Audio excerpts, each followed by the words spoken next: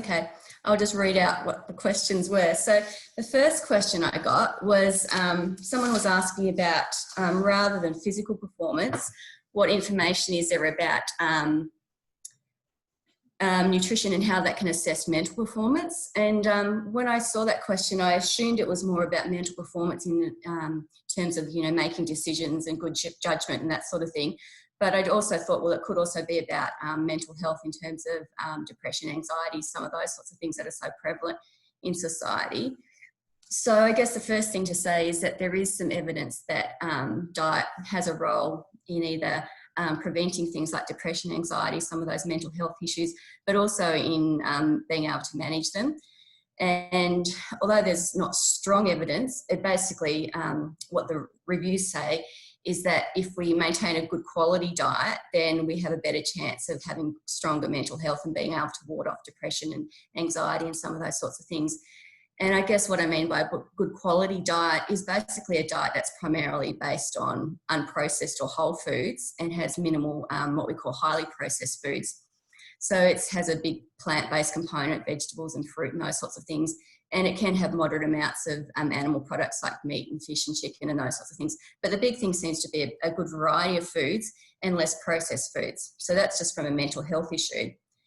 But then I suspect this question was more about, well, is there anything that I can eat to, you know, improve my cognitive function, my ability to make good decisions and judgments and those sorts of things. So I guess if we look at that side of things, again, there are pockets of evidence that show that, you know, maybe there are some things involved, but it's certainly not overwhelmingly strong evidence that's going to apply to everyone. But there is a researcher, Romain Newson, and he does a lot of research into the brain and athletes and looking at, you know, what are the factors that can influence the brain and decision-making for athletes. And he's written a recent review and he's focused in on the effects of fasting. So that's probably something that has sort of come up in a couple of the questions. And I guess basically what his overview of the evidence says is that probably the strongest thing that's going to have an impact on your cognitive function is hydration. And so we know that just very small levels of dehydration, so being about 1 to 3% dehydrated, can affect our ability to make decisions. And at that level of dehydration, most of us don't necessarily recognise that we're dehydrated. So I don't know if any of you have ever done any fluid balance testing in your sport, but basically what I do with a lot of my athletes is I weigh them before they go and do their training sessions or their competition sessions, and then I weigh them again at the end and take into account any food and fluid that they might have consumed, and that gives me an idea as to how much fluid they've lost during that session. So as a rough rule of thumb, every kilogram that you lose is roughly equivalent to about 1 litre of fluid. So then you can look at what your starting weight is and your finishing weight, and your finishing weight should aim to be within about 1 to 3% of your starting weight. And that sort of tells you that you've maintained a good hydration status throughout that whole time period. So that's one thing that's very strong. And probably hydration has a stronger effect on cognitive function than anything that we eat. Then the other thing we can think about is things like maintaining our blood glucose levels. So if we're not eating well and we're letting our liver glycogen drop, then that means it's harder for us to maintain stable blood glucose levels. And some people are quite sensitive to blood glucose levels. So some people, when they start to drop just a little bit, they can get, you know, foggy head, shaky, all that sorts of things. Whereas other people are quite tolerant of it. So it affects people in different ways. But certainly making sure that you go into any, you know, scenario with good levels of liver glycogen is useful, and that requires just, you know, eating in the lead up to that particular event. And then the other thing that people are looking a lot at is fasting, and how does fasting relate to our cognitive function. So I guess if we look at severe caloric restriction, so significantly eating less than that you need for a period of time, then definitely we know that that can have a negative impact on how our brain works. So it can affect both our mood and also our capacity to make decisions, judgment, all those sorts of things. But if we look at just sort of mild caloric restriction, so reducing your intake by about 20 to 30% of what you need, then there is some evidence that actually suggests that that could actually be beneficial for cognitive function. And that's both short-term and also long-term, so protecting things about like decline in cognition as you age, those sorts of things. And then, of course, intermittent fasting is so popular these days, and that can, you know, occur in various ways. So whether it's just, a 12-hour fast or an 8-hour fast, or, whatever permutation of intermittent fasting you might be interested in, the research is a bit mixed. So for some people, it seems that can have some negative effects on cognitive function, and that's mainly tied into blood glucose management. Whereas other people, it seems like it can have a positive effect. But it probably depends on how you implement the fasting and your own individual tolerance. So if you limit your carbohydrate intake, for example, to around about 20 grams or maybe up to 50 grams per day, then your body will go into a state of keto production, where you can actually use some of those ketones as a fuel source for the brain, and they can I'm just getting some messages about audio cutting out. Is that affecting everyone? No, might be just specific couple of people. Well, let me know. So there is some evidence that once we're using those ketones as a fuel for the brain, that we become more alert and our cognitive abilities can actually become better. But again, it seems to be very individual to each person. So I guess I can't give you some absolute black and whites, but I guess if I was really going into a situation where I wanted optimal cognitive function, first thing I'd be taking care of is my hydration, so in the lead up to that session. And then I'd be also making sure that I'm eating well enough to maintain blood glucose levels. And on a personal level, if you're interested in it, you could experiment and see if doing some of that fasting, some of that keto ketogenic diet approach works for you. But it's something that you'd want to trial before you're in a situation where you really had to rely on your decision making, I guess, because it's something that you can adapt to, and some people adapt better than others. So that was the first question. Has anyone got any questions that relates to that, or unsure about anything that I've said? No? Well, if not, I'll continue on. So the next question that was sent to me was, are there any specific recommendations that will benefit athletes whose competition only lasts 35 seconds? Which is a really good question. And there are lots of sporting scenarios that, go for very short periods of time. So if you think of, 100-meter sprint, it's 10 seconds or less. Some of the swim events, 25 seconds, things like speed climbing, gymnastics. So there are a lot of sporting events that we know go for very short duration. And usually what I think about with athletes is for that one-off event, nutrition's probably going to have a pretty small impact. Like we know, stories of people like Usain Bolt eating McDonald's before they go and sprint, and he can sprint perfectly well, regardless of what he's eaten. So for that particular short event, there's not a lot that nutrition can do. But what you really need to think about is the overall time period between, when you your last meal, I guess, and when you actually compete. So usually in sport, there's some sort of warm-up, there's some sort of marshalling process. And so although your event might last for 35 seconds, the time between, where to go, it can often be, a couple of hours. So usually with athletes, I think about that whole time period instead of just, the one-off event. So if I'm thinking about, athletes in all these short duration events, usually what I'd talk about is, make sure you start hydrated, and make sure you start with at least adequate liver glycogen stores, because that's the thing that's going to be important to your blood glucose levels. So to do that, then, the normal advice is to have sort of a normal meal about 2 to 4 hours before you're competing. If you don't have that time, if it's an early morning session or, you can't fit that in, then you can have a snack type of a meal. So something like a smoothie or some yogurt and fruit or some toast or something like that about 1 to 2 hours before. And if your time frame is even shorter, then you need to go for things that are more carbohydrate based. So things like a banana or maybe some lollies or some juice or something like that, that's going to be digested and absorbed very quickly. Because you don't want lots of food sitting in your stomach when you're going to do your event. You want to make sure it's digested and absorbed. You've got the fluid in your cells. You've got the glycogen in your liver, so you can maintain those strong blood glucose levels. So that's the sort of advice that applies to most people. And then there are some things that you could possibly consider that might give you just that really small edge to performance, but it depends a bit on what the nature of your activity is.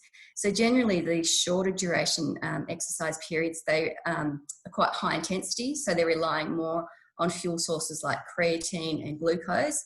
and less on things like fat. So if you're doing that sort of high intensity work for a short period of time, then possibly using some creatine could be something that's useful. So creatine is something that we have naturally sitting in our cells. And when we break down ATP to provide energy in the cell to get that fuel that high intensity exercise, then having a good level of creatine in the cell actually enables us to replenish ATP very quickly. So if you're doing sort of repeated high intensity efforts, then having some extra creatine in your muscle can be useful. And ways to do that, you can have a diet that has a higher animal component, so more meat and dairy and those sorts of things that can increase your creatine levels naturally, or you can use creatine supplementation if that's what you want to do. So that's probably the best researched product in terms of this very short duration, high intensity activity. Now, if your activity isn't that high intensity, then the creatine is probably not going to be as useful. Another thing that I would be considering is caffeine. So I'm sure you're all aware of the stimulatory effect of caffeine. And we know that caffeine can have a performance enhancing event in a wide range of exercise scenarios, but you only need quite a small amount. So it's usually about 3 to 6 milligrams per kilogram of body weight, which is roughly about the equivalent to a strong coffee, so an espresso or something like that. It takes a while for caffeine levels to peak in the blood, so you want to have that roughly about an hour before you need the full impact of the caffeine. So that's something that could make a difference in terms of alertness and those sorts of things. Now, everyone is different when it comes to caffeine. Some people are highly sensitive to it and can make them shaky and jittery and those sorts of things. Other people can have bucket loads of caffeine and it doesn't really have a noticeable impact, although it could be enough to have a performance impact. So that would be something, I would be considering, some caffeine about an hour before. And that caffeine can come in the form of, no-dose tablets, or it can come just through your coffee or, other food products like tea and chocolate and those sorts of things. I guess another thing to consider would be buffers. So buffers are things that basically buffer the lactate that's produced. And, I don't know your events well enough to know how problematic that lactate production is, whether when you're doing your events, you're working so hard that you actually feel that lactate burn or not. That's something that you'd have to judge whether it's important. But if that is the case, then potentially using some buffers like bicarbonate and beta-alanine could be useful. They're probably sort of lower down in my priority of what might be useful. And the final one is just mouth rinsing. So this might seem a little bit weird, but there is a whole range of evidence that shows that just rinsing your mouth with various solutions can have a performance enhancing effect in a wide range of sports scenarios, and particularly some of these shorter duration exercise scenarios. So for example, just taking a sports drink like a Gatorade or a Powerade, swilling it around your mouth for 5 seconds and then spitting it out. For those shorter duration exercises, you don't get any benefit from swallowing it because you're not in a situation where you're going to be depleted of carbohydrate. But just having that carbohydrate in your mouth is detected by the brain, and that somehow has a beneficial effect. So it might just be that it improves the way you perceive the exercise, so it seems easier, or it might be that it has some sort of direct stimulatory effect. And so carbohydrate is the best tested in terms of mouth rinsing, but people are also experimenting with caffeine rinsing. So again, a strong espresso, about 125 mils, rinsing it in your mouth, spitting it out. And then people are also experimenting with a whole range of things like quinine, which has a very bitter taste, and chilies and all sorts of things. So there's lots of experiments going on. What benefit can we get just by rinsing the mouth with something that's going to stimulate the brain in some way? And it might be because it's pleasant, or it might be because it's completely unpleasant. So there are, I guess, the things that I would start to think about in those shorter duration exercises. But realistically, I think you're going to get the most benefit out of thinking about, the full time frame of that competition from, when you have your last meal through to when you actually compete, and looking at it not just a 35-second event, but actually it's probably more like a 1 or 2 hour exercise scenario. So hopefully that makes sense. Has that generated any questions from anything that I've said? Can't see any on the chat, so anyone wants to unmute and ask something, please feel free. I'm sorry, Michelle, it's Melissa here. I was just having a laugh with some of my teammates that I could rinse with whiskey. That would be fantastic. Yeah, I don't know about that one because there will be some absorption of that alcohol. So, I mean, I certainly wouldn't want to have any alcohol doing what you guys are doing. I'd be an absolute mess. But yeah, people experimenting with all sorts of things. And I guess, you know, if we go back into, you know, back in history, people have used alcohol in that way. So, yeah, possible. Possible. Recommendation doesn't come from me though. Okay. Thanks. Any other questions? Okay, one question that was sent through to me was, is there any science or recommendation about training directly after having fasted? And I assume this is based on people trialing sort of intermittent fasting type approaches. As I said, I guess the research is a bit mixed on this, but a few things we have to think about. First of all, in a fasted state, you're more likely to get to the stage where you deplete your liver glycogen, and therefore it's more difficult for you to maintain stable blood glucose levels. And we know that that can definitely impair cognition and impair perceived exertion. And I also talked about dehydration. So if your fasting is a full fast in that you're not drinking, then that would have a negative effect in that you're probably likely to be dehydrated, so the brain's not working as well.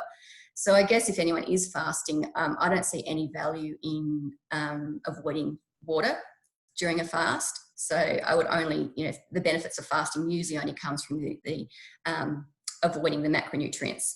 So yeah, I wouldn't encourage anyone to avoid the fluid during the fast. But the other one is, of course, is if you take that fasting to a place where you get some ketone production, then potentially that can increase alertness. And as I said, that really depends on each individual and how they adapt to that lack of carbohydrate in the system. Yeah, so, you know, if you're interested in it, it's something that is worth trialing. But I think if you're going to get to the stage where you're actually going into a ketogenic state, you have to make sure the fast is for long enough, or the carbohydrate intake is low enough. And you don't actually have to fast completely in terms of avoiding food to get ketone production. You just have to reduce your carbohydrate intake.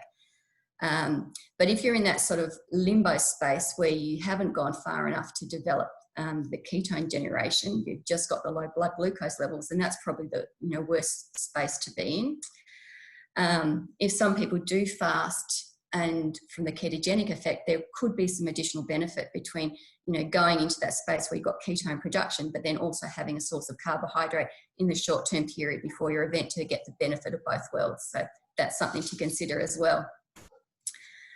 I guess, so that applies to a competition scenario, but when I work with athletes, I really talk about your training diet and then your competition diet, and they're very quite distinct things.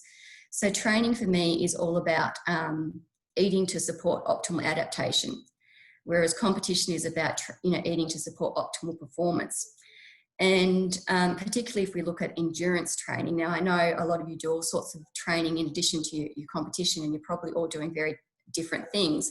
But if you are training to get some sort of endurance benefit, then it does seem to be that there is some benefit to doing what we call periodizing carbohydrate intake. And so this means, looking at your exercise sessions and thinking which are the sessions that are going to be most beneficial to have good carbohydrate availability in the muscle, and which are the sessions where it might actually be better if I stress the body a little bit and actually back off on carbohydrate. So in the training, we're all about, manipulating the nutrient intake to support the adaptation. And I guess as an example, if you take someone who's doing endurance sessions and you take the carbohydrate out of their diet for a period of time, just a short term, then what you can do is stimulate some of the adaptations to get them more effective at using fat as a fuel source. So at the AIS over the years, we've done lots of research looking at, what happens if we put athletes on a high-fat diet, and we've fed them all sorts of horrible things. Like we've given them shakes that are purely made out of cream with a bit of diet topping, and we've made them eat camembert cheese when they're out doing their runs, and, all sorts of horrendous stuff that is awful. But basically what we've shown is if an athlete has a high-fat diet for a period of time, and reduces their carbohydrate, we can actually switch their metabolism. So we can get them more efficient at using fat as a fuel. And in theory, that sounds good because it means you can rely more on your fat stores, which even a lean person has lots of fat stores in their body. and you can use that as a fuel source, and therefore you can spare your glycogen till when you actually need it. So in theory, you can work harder and longer being in this sort of fat adapted condition. So what we've found is that, yes, we can switch metabolism, and we know that when you take the carbohydrate out of the diet, you can upregulate various enzymes and metabolic processes that get the body more efficient at using fat. But what also seems to happen is at the same time you sort of down-regulate your capacity to use carbohydrate. So when you're doing a session where you want some endurance component, but you also need to have good speed and power and those sorts of things. So say if you're doing a cycling session and you need that extra power to get up a hill, or to sprint towards the end, or just to generate that extra speed, well, that's when you need your carbohydrate metabolism to kick in. And what seems to happen is that although we can get better fat metabolism, we can also get some down-regulation of carbohydrate metabolism. And so from a performance perspective, it's probably not the ideal scenario. But from a training perspective, there might be some benefits to actually mixing up your carbohydrate availability throughout your training week. So looking at which are the sessions where I really need to focus on speed and really good quality performance. And for those sessions, make sure you're supporting them with a good carbohydrate intake, either beforehand or during. And then if you're doing some other sessions, which might just be sort of a slow, steady jog, or a longer cycle, but you're not necessarily interested in speed, you're just trying to work on that endurance component, then it might be better to actually take the carbohydrate out around those sessions. And that doesn't mean having a low carbohydrate diet. It just means reducing the carbohydrate around that particular exercise session. So you might get up in the morning and you might go out and do that exercise session without having eaten. Or if you're doing a long cycle, you might say, okay, well, I'm going to do it, but I'm not going to consume carbohydrate during this session. So there are different sort of strategies you can use around the timing of your nutrient intake, which can get that adaptation of both energy systems happening. And ultimately you end up with what we call better metabolic flexibility, in that you've got the best of both worlds, in that you're using fat efficiently, but you can also use carbohydrate efficiently. So in a training environment, then yeah, there might be some benefits to doing some of your sessions in a fasted state, but it really depends on the type of exercise session and what your goals are and what sort of adaptation you're hoping to get out of it. Does that make sense? Is anyone want to ask any questions about that?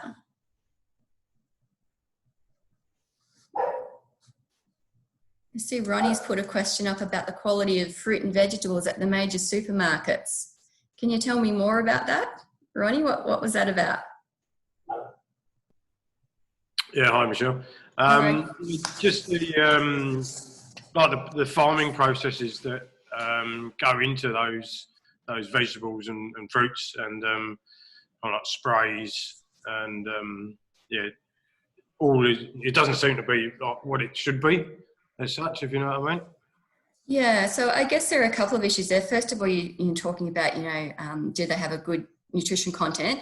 And the other thing is, what about some of the things that they're using to produce them? Is there some contamination that might be harmful?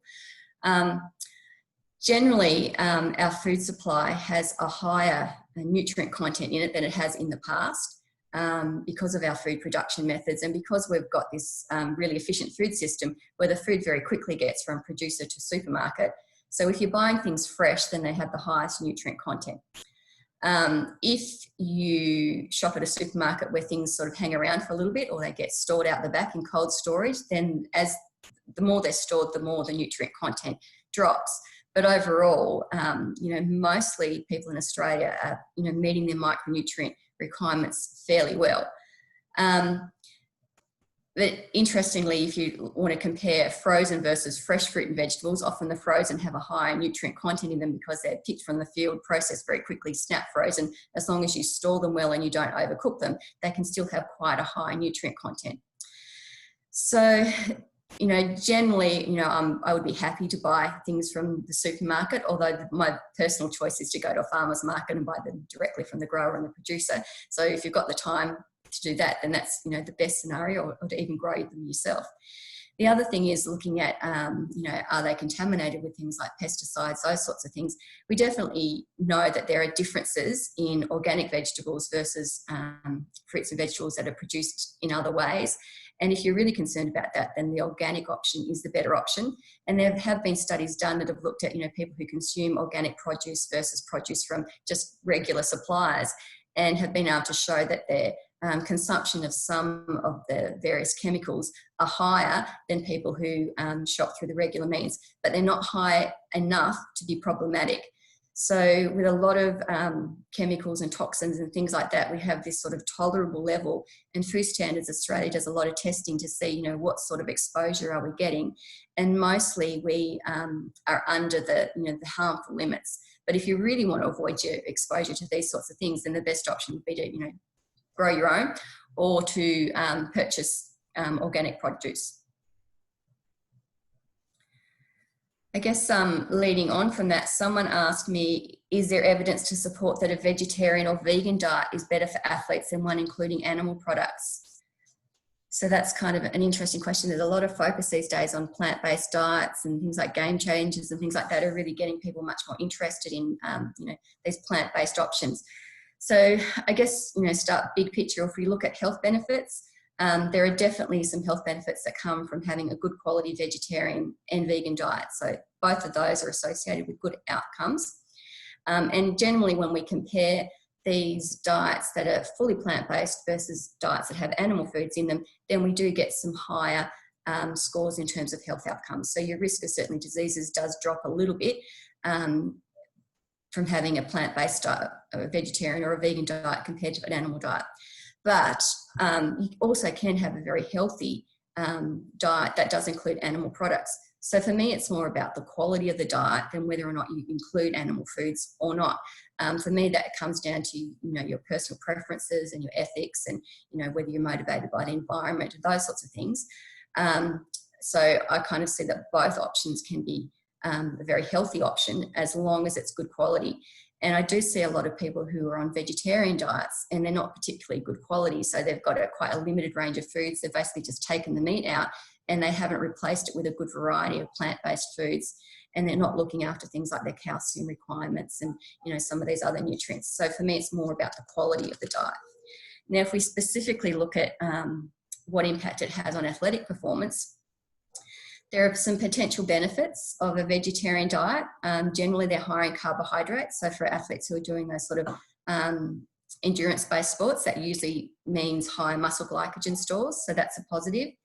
There is some evidence that they can have some enhanced buffering because a lot of the plant foods slightly alter, pH characteristics. So you can be more effective at buffering hydrogen ions and things like that when you go into that lactate production.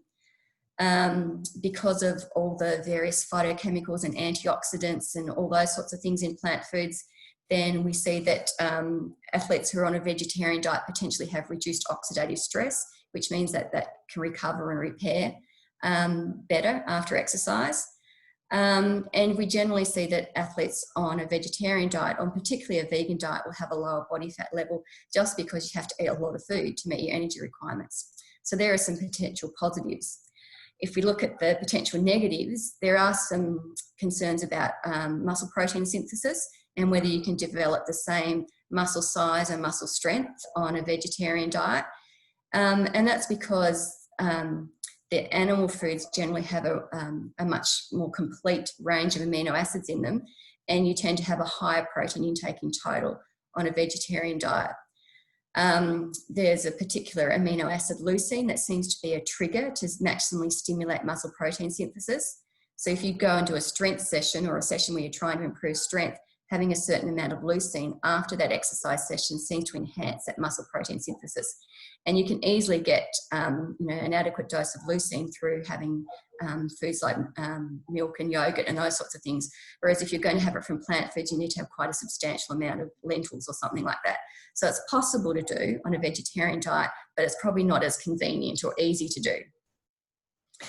There are some concerns about bone density, and that often a vegetarian or particularly a vegan diet can be lower in calcium. And so some people are concerned that might mean that you're not having the same bone density.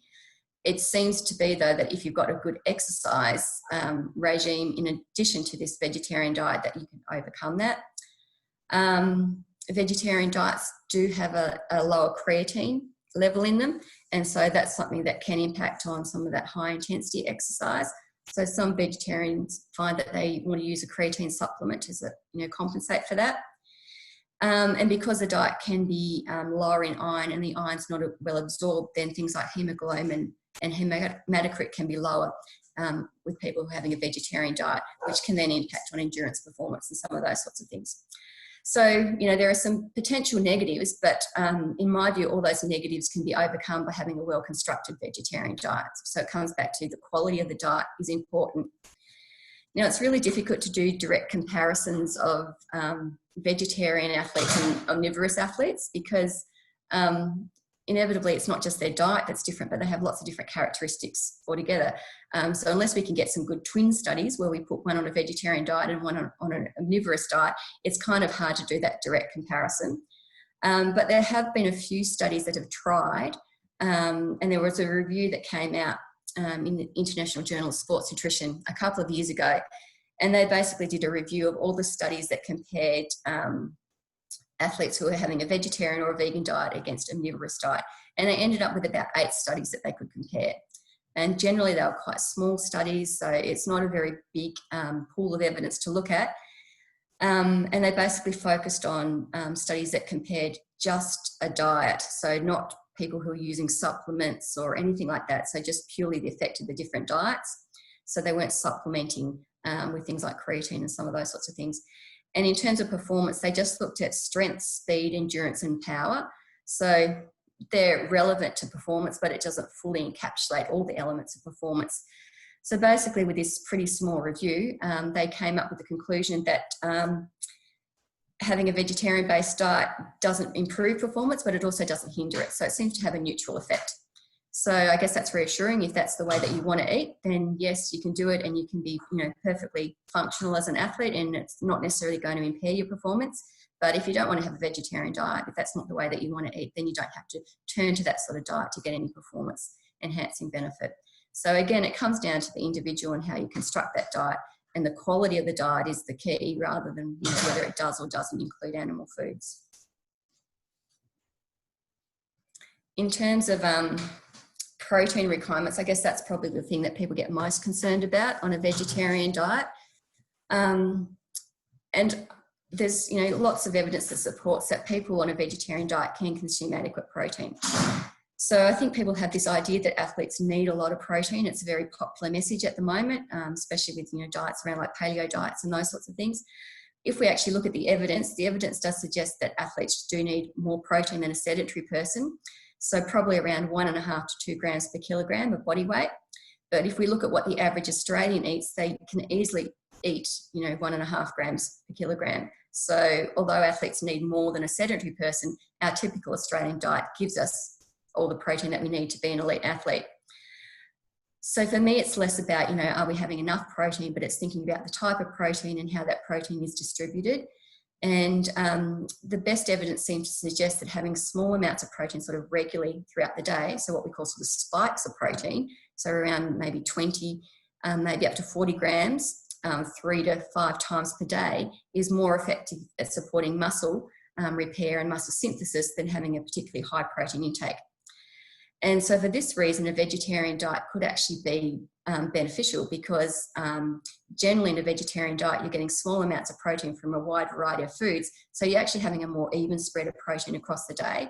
Whereas people who have an omnivorous diet tend to have most of their protein in that evening meal where you have your meat, your veg, or whatever type of meal that might be, and then not as much protein in the earlier part of the day. So I spend a lot of time with athletes sort of saying, okay, well, let's look at how your protein is spread over the day, and let's reduce that portion of meat that you're having in the evening and look at ways to get some protein in the earlier part of the day. So I guess that's one plus for a vegetarian diet, in that you might be getting a better spread or a better distribution of protein over the day.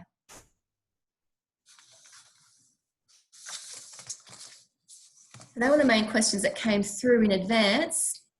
Happy to open up and just answer any questions that anyone might be interested in.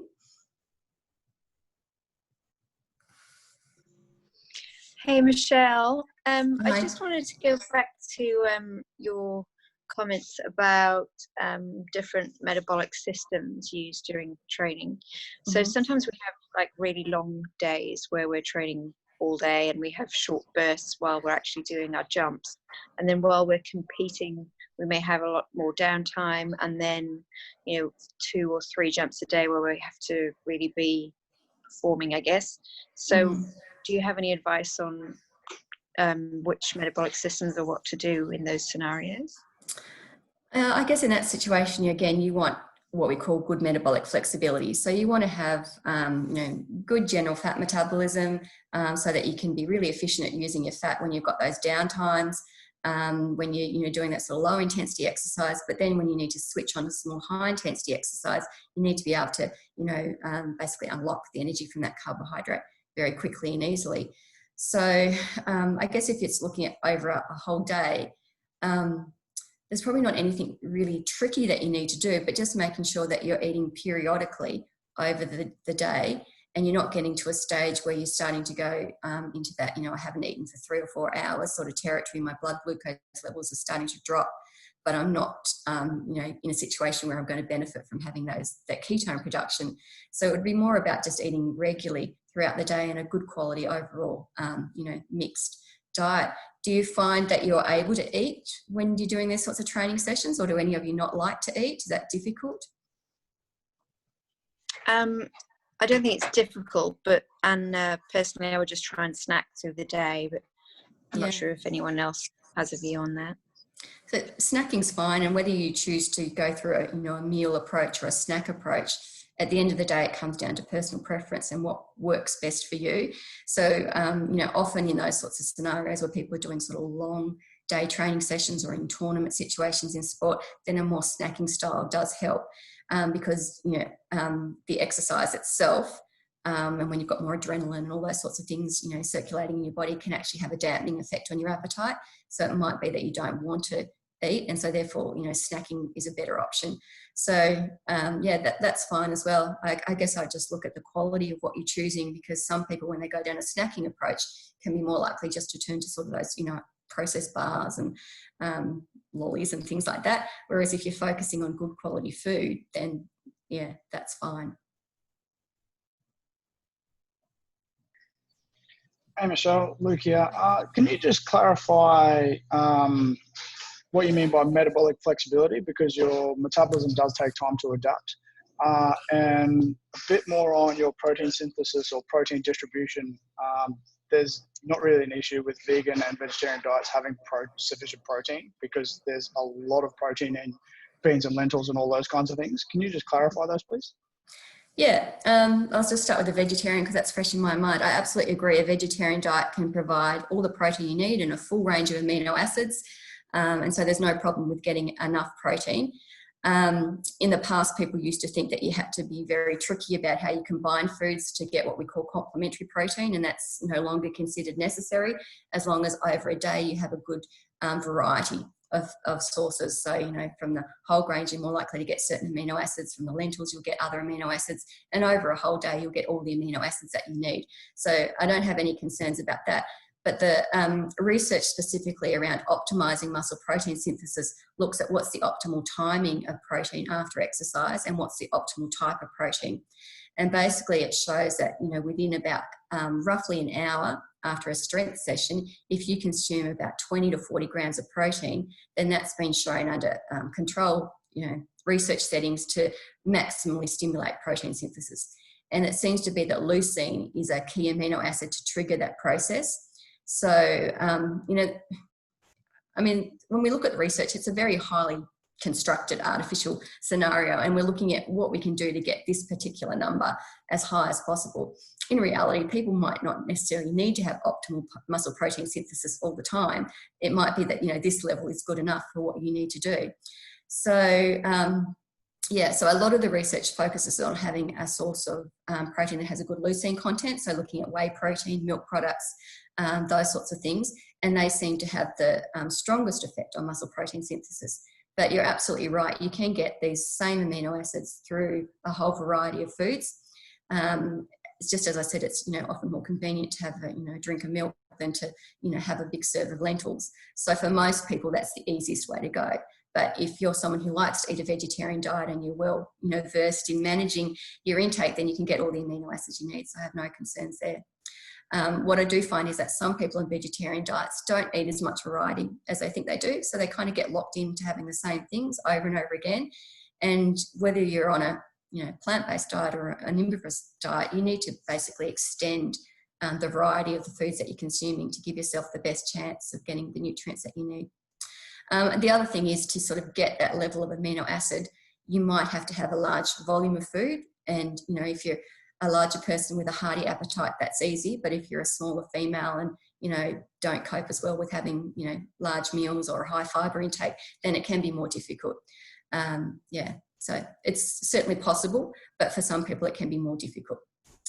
And your first question was about the metabolic flexibility. So I guess this is a relatively new term that people are using in sports nutrition, and it's basically trying to sort of, convey that we want to have our body working as optimally as possible for the type of exercise that we're doing. So for endurance exercise, a lot of the research in the past has really focused on how we can optimize glycogen levels to maintain, good endurance performance. And then people started saying, okay, well, what about, if you take the carbohydrate out and you have a high-fat diet, that can be good as well. And there was sort of these two schools, but you either had to have this or this. And I guess now it's sort of coming together and recognizing that there's benefits to both approaches. And what we need to do is try and find a practical way to get the best of both worlds. So we want to be able to be highly efficient at using fat as a fuel source for endurance exercise. And so that comes through training, but it also can come through the foods that you eat around some of those endurance sessions. So if you do some of your endurance sessions with a low carbohydrate and a high fat intake, then you can become more efficient at using fat as a fuel source. And that can be better in terms of both maintaining weight, but also being able to preserve your glycogen for when you really need it. And if you just do an event like, some of these people do 100-kilometre marathons, where they basically go and, run and run and run, but they're not particularly interested in speed, because the winner is usually the person who lasts till the end, as opposed to the person who's doing it the fastest. And when they come to hills, they often walk up hills as opposed to run to them. So those sorts of people would be probably recommended to focus more on a high-fat, low-carbohydrate style of eating. Whereas if you're someone like, a Tour de France cyclist who needs to be able to be really efficient at using fat, but also wants to be able to use their glucose stores really efficiently when they need to surge or increase speed or increase power, then you want to be able to do both of those. So you basically want to have a good level of all the enzymes and all the signaling pathways in your body, basically they're switched on, ready to go in whichever direction you need it to go. And so that's where sports nutrition is kind of leading at the moment. So it's looking at what you're doing in training, what we can manipulate to try and get the best of those both metabolic conditions, I guess. Does that help?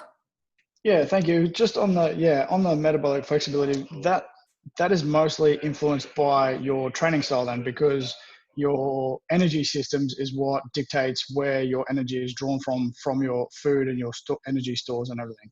So you can't, from my understanding, you can't directly influence your metabolism on a daily basis, because your actual ingestion of food adapts your metabolism over time. Like it can take 4 to 6 weeks for someone's metabolism to adapt to a new eating style, a new diet, anything like that. So I just wanted to clarify that the metabolic flexibility is more so down to how you train and how your body uses the energy, not specifically the foods you eat as regards to your diet.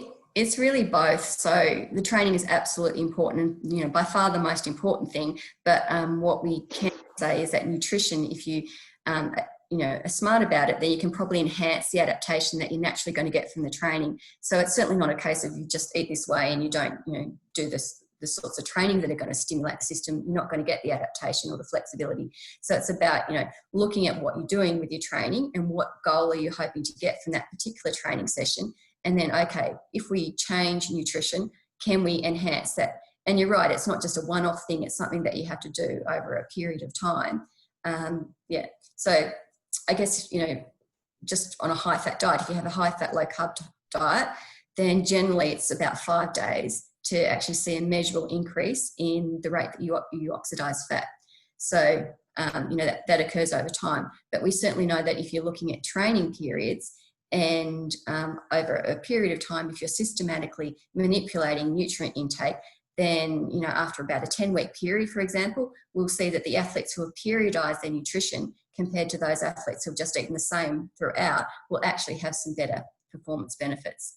I guess Louise Burke's done that study very recently when she looked at walkers who are doing the 50-kilometre walk, and she basically put them on a 10-week program, and some of them were given a classic high carbohydrate diet, some of them were given a ketogenic diet, and some of them were given this periodized diet. And at the end, they tested a whole range of things, and there's still lots of papers coming out about this.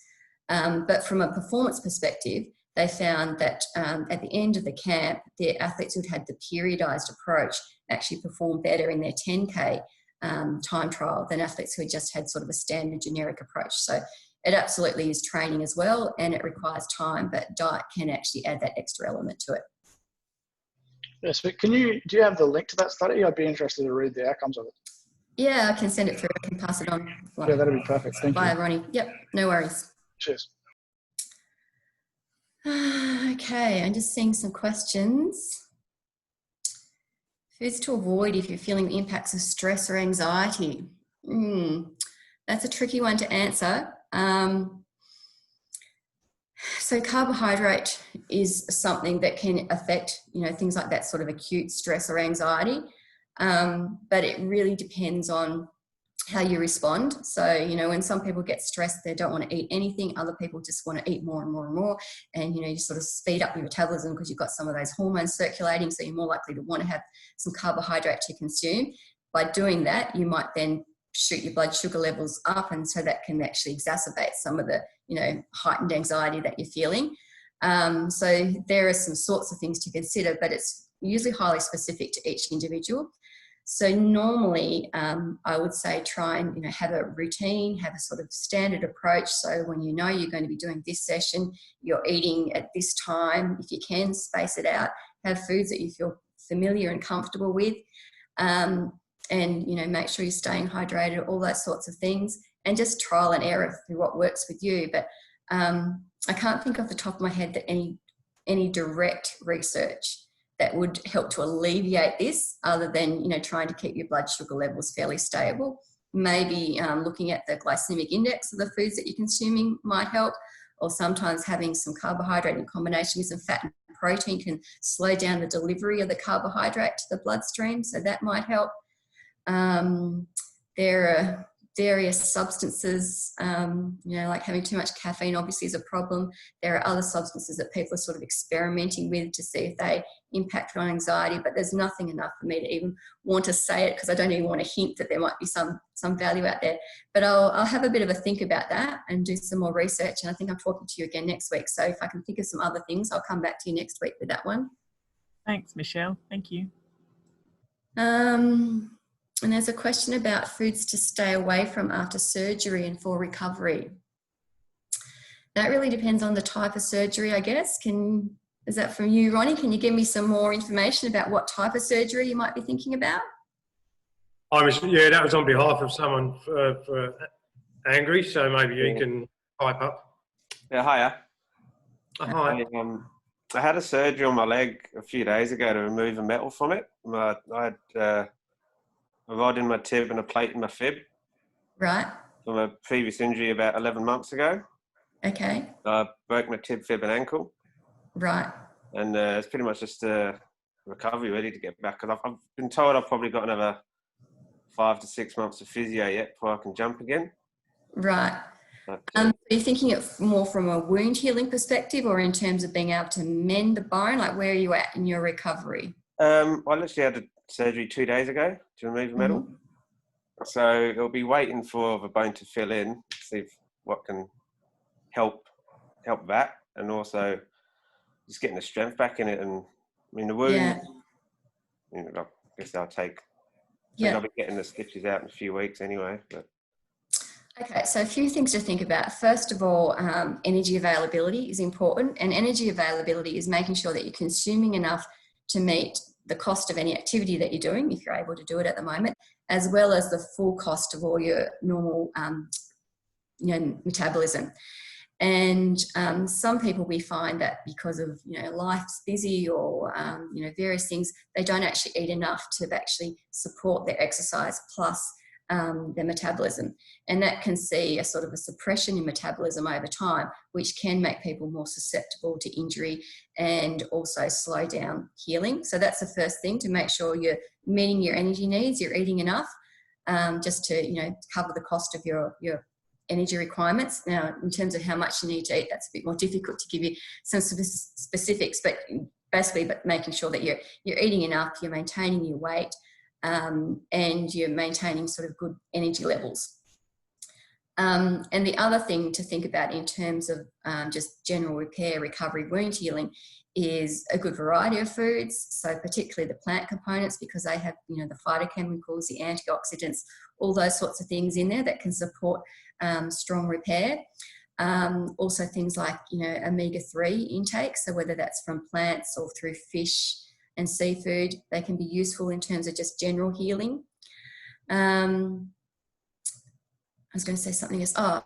In terms of, it sounds like yours is a bone injury, so that the nutrients that are more important there are going to be things like calcium, vitamin D, vitamin K that comes from green leafy vegetables, maybe some of the other micronutrients like magnesium and those sorts of things. So therefore having a much better variety in your diet, you're more likely to get those nutrients.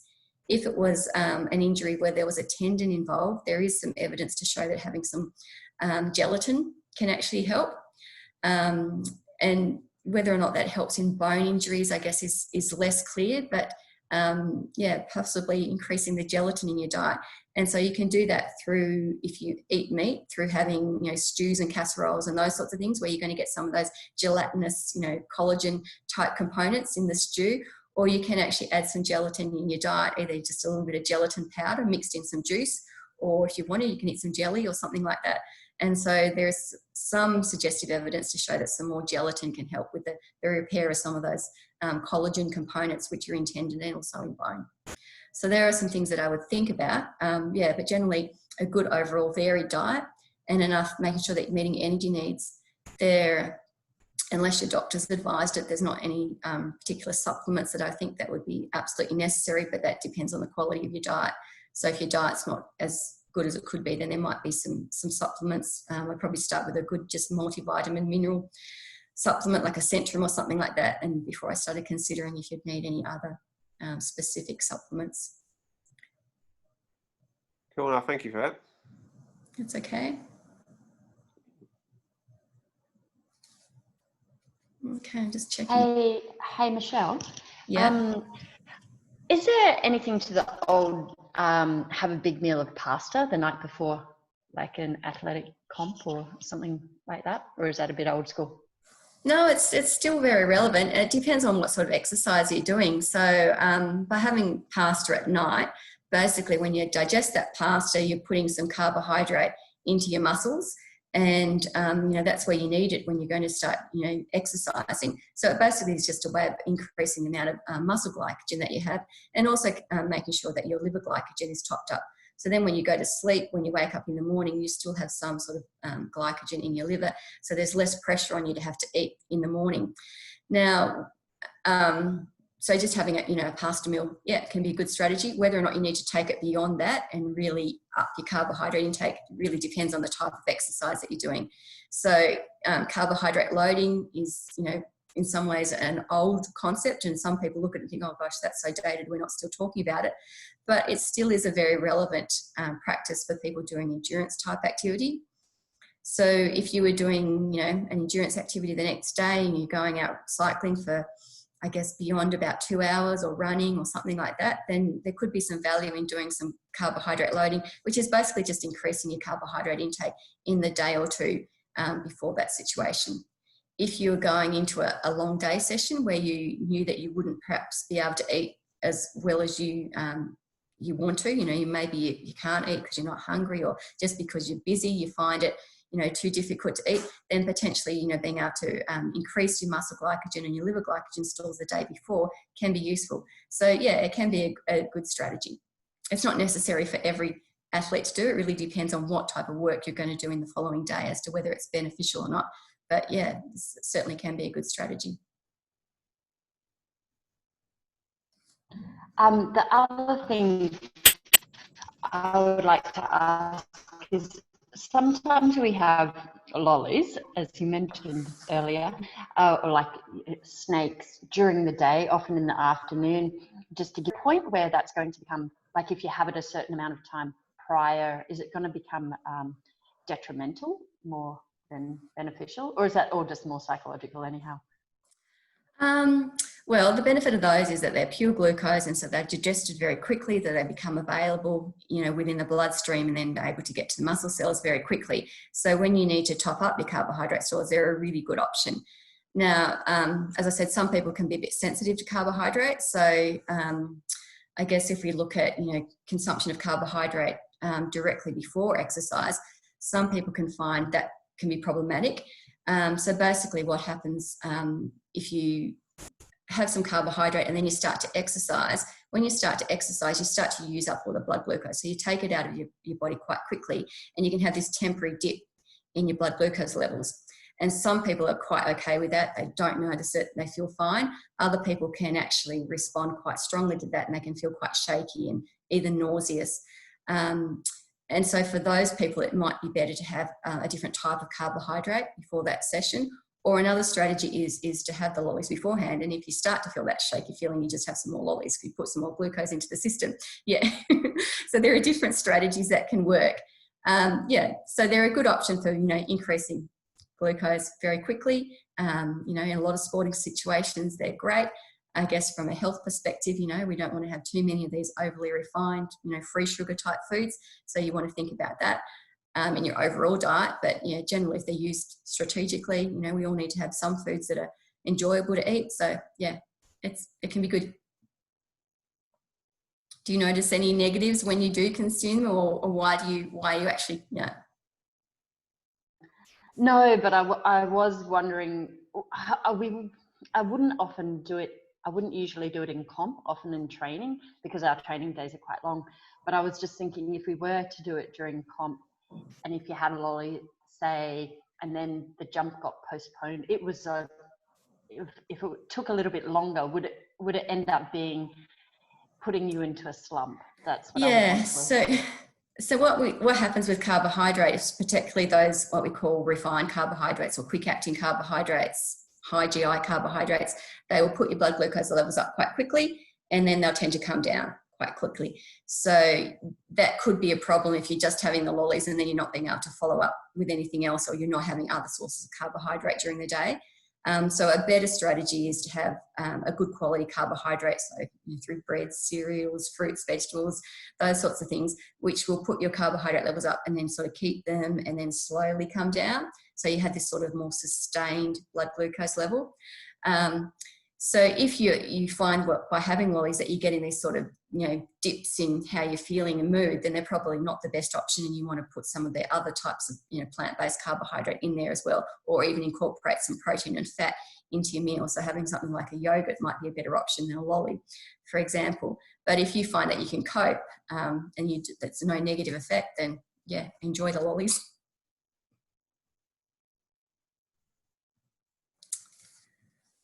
Okay, so I can't see any other questions, and we're right on 11 o'clock. I need to go to another meeting, so I'll have to finish up there, but thank you for your questions. Some really interesting things for me to think about. And as I said, I think we're talking next week. So if you have other questions, please forward them on to Ronnie or directly to me, and I'm happy to answer them next week. Great. Thanks so much for your time, Michelle.